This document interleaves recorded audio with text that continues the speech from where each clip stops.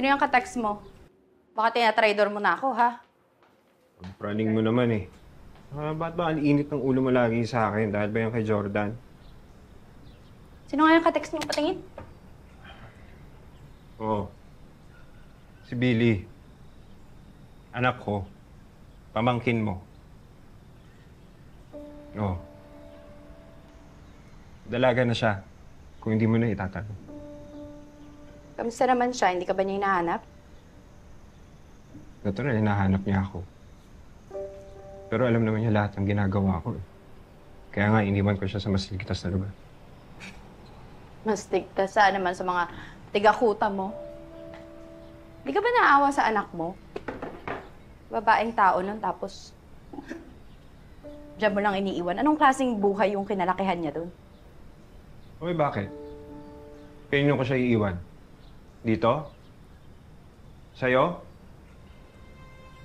Tatanggapin mo ba siya dito?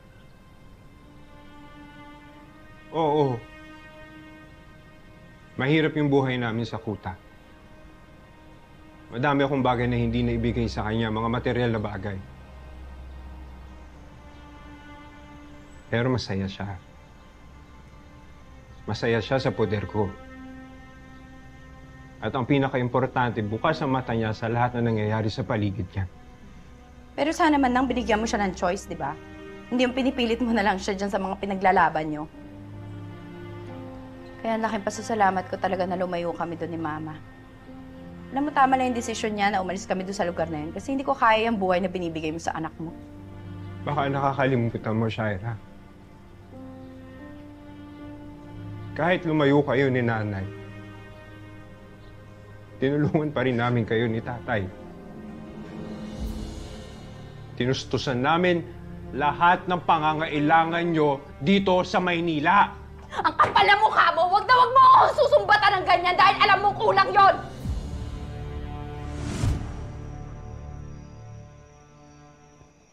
Aalis na kami. Walang kinabukasan ng mga bata rito. Alam mo ang buhay na pinili natin, Maya. Tapos nagbabago ang isip mo ngayon? Dahil lumalaki na yung mga bata. Pinahawak mo na ng baril si Leon. Tapos ano? Isusunod mo si Shaira? Nung tayo pa lang, ayos pa lang. Pero hindi, ayoko na ganitong buhay para sa kanila. Shaira, tara na. Nasaan ang mga gamit mo? Ayoko pong umalis dito, Nay. Hindi kita iiwan dito. Halika na, anak. Halika na. Sama ka na, Leon. Halika na. Huwag mong pilitin ang bata kung ayaw niya! Kuya, ano ba? Sabi ni Nanay, mas maganda doon sa Maynila, Kuya. Halika na! Halika na, anak. Hindi ko po iiwan si Tatay. Kawawa naman po siya pag umalis tayong lahat.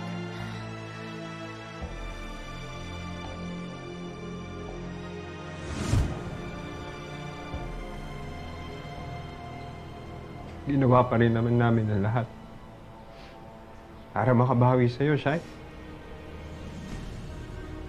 Kahit nawala na si Nanay, ginawa pa rin namin ang lahat.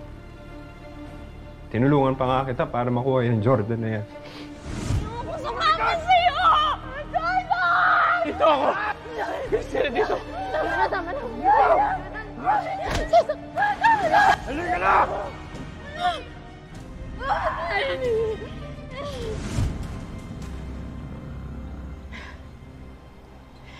Alam mo kung hindi yun yung buhay na pinili ninyong dalawa ni Tatay.